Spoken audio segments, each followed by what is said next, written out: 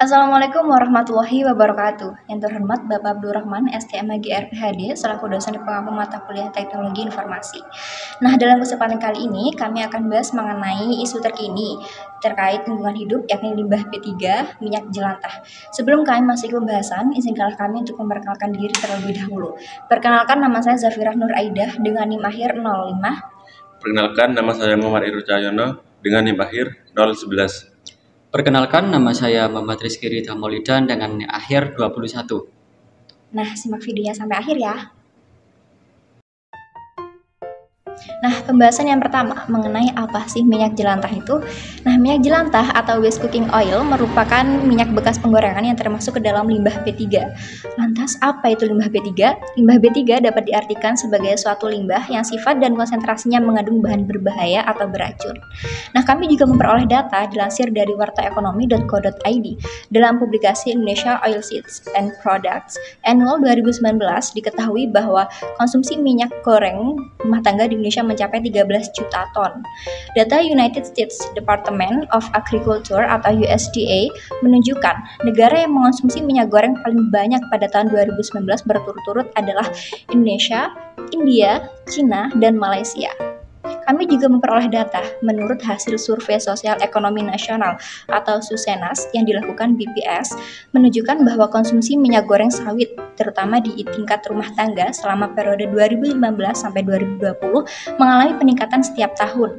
Dari data tersebut, BPS menghitung bahwa perkembangan rata-rata konsumsi minyak goreng sawit di tingkat rumah tangga di Indonesia selama periode 2015 sampai 2020 mengalami peningkatan sebesar 2,32% per tahun. Maka dari itu, hal tersebut berkaitan dengan konsumsi penghasilan dari minyak jelantah yang dihasilkan di limbah rumah tangga itu tadi. Pembahasan selanjutnya yaitu ciri-ciri minyak jelantah. Apa sih ciri-cirinya? Yang pertama yaitu memiliki aroma yang tidak sedap.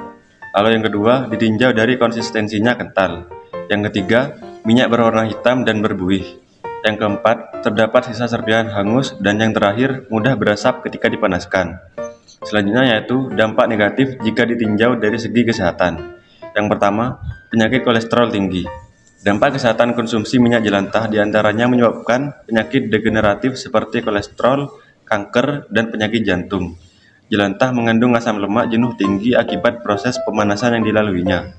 Jika dikonsumsi, akibatnya adalah penurunan HDL kolesterol serta peningkatan LDL dan total kolesterol. Yang kedua yaitu penyakit jantung. Konsumsi minyak jelantah secara berlebihan akan meningkatkan kolesterol dan pada gilirannya risiko penyempitan pembuluh darah. Dan yang terakhir yaitu kanker. Minyak jelantah yang dipakai berulang kali merupakan sumber radikal bebas. Radikal bebas tersebut akan menyerang sel-sel sehat dan memicu pertumbuhan abnormal sel kanker. Penumpukan radikal bebas juga akan menyebabkan mutasi gen dan beresiko menjadi sel kanker. Nah, kali ini saya akan membahas tentang dampak negatif minyak jelantah bagi lingkungan. Yang pertama yaitu pencemaran tanah. Minyak yang dibuang ke tanah tentu saja akan terserap oleh bumi. Minyak ini akan mengumpulkan dan juga menutup pori-pori tanah. Dengan begitu, tanah akan menjadi keras dan juga tidak bisa lagi mendukung aktivitas manusia seperti bercocok tanam. Pada gilirannya, pencemaran ini juga dapat menyebabkan bencana banjir. Yang kedua yaitu penyumbatan saluran drainase. Limbah minyak jelantah yang dibuang sembarangan di saluran air tanpa dikelola terlebih dahulu akan menyebabkan penyumbatan pada saluran air atau drainase. Saluran air yang kotor akan tersumbat yang nantinya dapat menjadi tempat berkembang biak bakteri dan dapat menyebabkan risiko menimbulnya penyakit. Yang ketiga yaitu pencemaran air.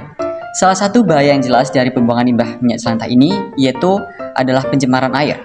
Limbah cair ini dapat mengalir ke sungai dan berakhir ke laut dan juga menyebabkan pencemaran air yang lebih serius. Selanjutnya yaitu pengolahan dari minyak jelantah. Yang pertama, teman-teman juga bisa menggunakan sebagai sabun. Kemudian yang kedua, bisa digunakan sebagai bahan bakar lampu minyak. Yang ketiga yaitu pengolahan menjadi biodiesel. Kemudian yang keempat yaitu diolah menjadi pakan ternak. Kemudian minyak jelantah juga bisa digunakan sebagai membersihkan noda cat minyak. Dan juga yang terakhir bisa digunakan untuk melumasi peralatan rumah tangga. Mungkin cukup sekian yang dapat kami sampaikan, dan ini yang terakhir tapi bukan untuk terakhir kalinya. Kami menyampaikan bahwasanya menjaga lingkungan itu bukan merupakan suatu angan-angan saja, melainkan merupakan suatu tindakan. Maka dari itu kami harapkan dari informasi yang kami sampaikan tadi, diharapkan kesadaran dari masyarakat untuk mengolah lebih lanjut mengenai minyak jelantah itu. Karena minyak jelantah bukanlah suatu limbah terbuang saja, melainkan dapat diolah hingga menghasilkan pundi-pundi rupiah.